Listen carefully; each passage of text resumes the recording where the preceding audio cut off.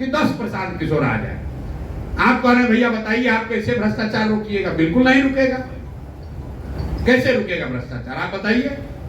जब लोग ही पैसा लेकर वोट देंगे तो भ्रष्टाचार रुकेगा कैसे? दुनिया में जितने देश हुए जिन्होंने भ्रष्टाचार पर अंकुश लगाया, खत्म तो शायद कहीं नहीं हुआ है, लेकिन दुनिया में जो देश हैं जिन्होंने भ्रष्टाचार पर अंकुश लगाया है, उन देशों का जाकर अध्ययन कीजिए। स्कैंडिनेवियन कंट्री जो हैं दुनिया में, वहां भ्रष्टाचार सबसे कम है। फिनलैंड में, स्वीडन में, डेनमार्क में, उन देशों में भ्रष्टाचार सबसे कम है। कैसे उन्होंने कम किया? उन्होंने 4 बातें करी। पहली बात, उन्होंने ईमानदार जनप्रतिनिधियों का चुनाव किया है। ईमानदार जनप्रतिनिधि, किसी के माथा पर तो लिखा नहीं है कि कौन ईमानदार है कौन चोर है। ईमानदारी तब आएगी जब अपने जनप्रतिनिधि को आप अकाउंटेबल बनाइएगा कि भैया तुम चोरी करोगे, तुम गलत करोगे, काम नहीं करोगे तो अगली बार तुमको हरा देंगे। तो धीरे धीरे लोग सुधरने लगते हैं। जैसे मान लीजिए बिहार में ही नल जल में लूट हुआ तो जितना वार्ड सदस्य लोग लड़े थे सब चुनाव हार गए, तो अगली बार चोरी करने से थोड़ा पहले डरेगा। लेकिन बिहार में विधायक कितना भी लूट ले जात के नाम पर, वोट तो आप उसी को दीजिएगा। आपका सांसद कितना भी बड़ा चोर हो, वोट तो उसी को आपको देना है। उन देशों ने अपने जनप्रतिनिधियों को अकाउंटेबल बनाया, अच्छे लोगों को चुना। दूसरा उन्होंने काम क्या किया कि सत्ता और संसाधन का बड़े पैमाने पर विकेंद्रीकरण किया। बिहार में आप और हम सुनते हैं अफसरशाही बहुत है। क्यों? क्योंकि मुख्यमंत्री और उनके अगल बगल के 4 अफसर ही पूरा राज्य चला रहे हैं। पूरा जो सत्ता है, पूरा जो संसाधन है वो 4-5 लोगों के हाथ में ही है। कहने के लिए मंत्री परिषद है, कहने के लिए विधायक है, कहने के लिए मुखिया सरपंच प्रमुख हैं, लेकिन किसी के हाथ में कुछ नहीं है। 5 अफसर बैठकर जो निर्णय लेते हैं वही सब लोग को करना है। तो सत्ता और संसाधन दोनों का बड़े पैमाने पर विकेंद्रीकरण होना चाहिए।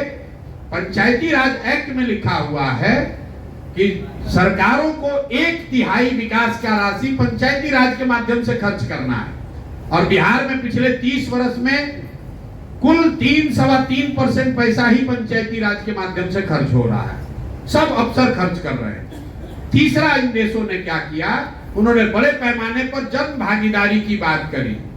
अभी बिहार में कोई अगर योजना केंद्र सरकार की चल रही है, आपको पता ही नहीं है कि योजना चल रही है कि नहीं चल रही है। आयुष्मान कार्ड बट रहा है, आधी जनता बिहार की उसको पता ही नहीं है कि आयुष्मान कार्ड में हमको मिल रहा है कि नहीं मिल रहा है। आयुष्मान कार्ड चलाने वाले लोग हमसे आकर मिलते हैं कि भैया कैंप लगाते हैं, जाते हैं, समझाते हैं, फिर भी लोग कार्ड नहीं बनवा रहा। किसान को 6,000 रुपया मिलना है, 6,000 से कुछ होना नहीं है, लेकिन फिर भी वो भी 6,000 किसान नहीं ले रहा है। जो सरकारी योजनाएं चल रही हैं या जो आपके लिए बनी है वो आपकी जानकारी में नहीं है। गरीब आदमी को तो बिल्कुल ही जानकारी नहीं है। और चौथा, उन देशों ने टेक्नोलॉजी का बड़े पैमाने पर प्रयोग किया। फिर मैं नल जल का उदाहरण दूंगा। सरकार ने 25,000 करोड़ से ज्यादा खर्च किया नल जल पर। अगर सरकार ने 200-300 करोड़ रुपया लगाकर, जैसे बिजली का स्मार्ट मीटर लगा रहे हैं, वैसे अगर नल जल में भी स्मार्ट मीटर लगा होता तो पटना में बैठकर सरकार को ये जानकारी होती कि कितने बजे मीटर ऑन हुआ, कितना पानी निकला, कितना पानी किसने कंज्यूम किया। तो ये 4 चीज करके ही भ्रष्टाचार पर अंकुश लगाया जा सकता है। पहला, सही प्रतिनिधियों का चुनाव। दूसरा, बड़े पैमाने पर सत्ता और संसाधन का विकेंद्रीकरण। तीसरा, जन भागीदारी। और चौथा, टेक्नोलॉजी का प्रयोग। इन चारों के समायोजन से भ्रष्टाचार पर अंकुश लगाया जा सकता है, खत्म नहीं किया जा सकता है। कोई आकर कह रहा है नेता, अरे हमको वोट दे दो, हम आएंगे सब ठीक कर देंगे, तो आपको सिरे से मूर्ख बना रहा है या खुद बड़ा मूर्ख है।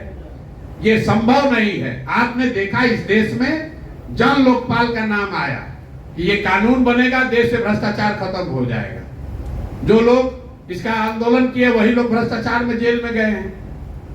अगर इतना आसान होता तो आप समझिए देश, पूरे दुनिया में सैकड़ों देश हैं, आप ही और हमको सबसे ज्यादा बुद्धि है, दूसरे देश वाले जन लोकपाल नहीं बना देते और सब भ्रष्टाचार खत्म हो जाता है।